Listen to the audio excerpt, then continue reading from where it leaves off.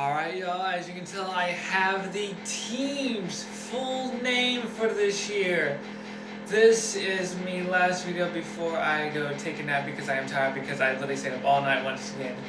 Now I do have something, it is called insomnia. It is something that is very not fun, I will say, because insomnia is something that I don't like. It's where you basically stay up all night and sleep through the afternoon. I've been having this thing since I was really like, I want to say like 12 years old. Like I want to say like I've been having it since like I want to say mid 2018ish. But yeah, insomnia is really not fun. But that's not the point. Today I'll be discussing every Formula 1 driver, every Formula 1 team's full name. So at the top I do have Scuderia Ferrari HP.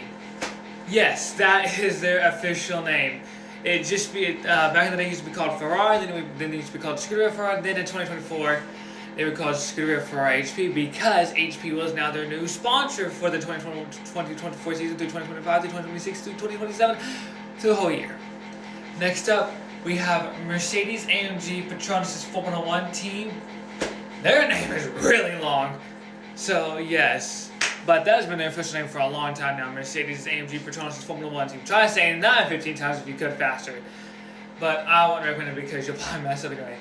Next up, and third, we have the reigning champions in both drivers and constructors from 2025. We have McLaren MasterCard Mercedes. Yes, McLaren MasterCard Mercedes. You heard that right, folks. McLaren MasterCard Mercedes. It was announced last year that MasterCard were going to become the official name of McLaren Mercedes. Yes. Next up, we have the Red Bull Racing Ford Powered RBPT, which stands for, Red Bull Powertrains. Yes. No more Honda for Red Bull. They had decided to use their own power units, so it's going to be Ford. So yes, Ford has now come along with Formula 1, and obviously you should know Ford by other series like, Rallycross, NASCAR, other series like that. Next up, we have Audi Revoke F1 team. Yep, as you can tell, no power units. They don't have like any shares within the power units because they decided to use their own power unit for the 2026 season. So that's why they're not sharing any with the other teams like McLaren, Ferrari, Mercedes, and all that. So yes, next up we have Red Bull's sister team, Racing Bulls Ford RBPT, which also, like I said, stands for Red Bull Powertrains. Like I talked about, they're sharing that with also their senior team of Red Bull. Yes, if you did not know, Red Bull and Racing Bulls are a sister team. They used to be called Toro Rosso, then AlphaTauri. Then they're going to be actually called 𝐍𝐀𝐌𝐒 Racing Bulls, but then they went to RB. Now they're just Racing Bulls. They didn't go by the name 𝐍𝐀𝐌𝐒 Racing Bulls because they were worried that was too long of a name. Well, obviously it's a long name. I was going to be saying that now. 𝐍𝐀𝐌𝐻 RB Racing Bulls. Next up we have TGR Haas F1 or Haas Ferrari F1 team. Yes, you heard that right. No more MoneyGram Haas for our F1 team. It is now TGR, which stands for Toyota Gratsu Racing. If you didn't know, Toyota was made in Japan. We have them here in the US. They basically have them everywhere, and NASCAR and all that. As you guys know, I'm a huge diehard NASCAR fan. I've been watching NASCAR a lot longer than Formula 1. I just started watching Formula 1 in 2022. So yes, so that's how long I have been a long diehard NASCAR fan. Next up, we have Alison Williams Racing Mercedes F1 team. Yes, Alison Williams Racing Mercedes F1 team. That is also a long name they decided to use. I mean, you don't have to, use it. You could just say Williams Racing Mercedes F1 team instead of saying Alison, but that's what they want. And then welcome the new team, the 11th team on the grid.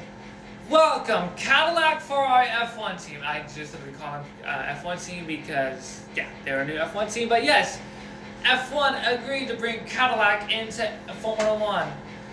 So this is exciting. I cannot wait to see how Cadillac does. Now I do feel like they will finish last in this year's Constructors Championship because they're a new team. They don't have all the money. They don't have the budgets. They won't have big parts. We'll have to wait for that in the future. But I do see them as championship and frontrunners in the near future.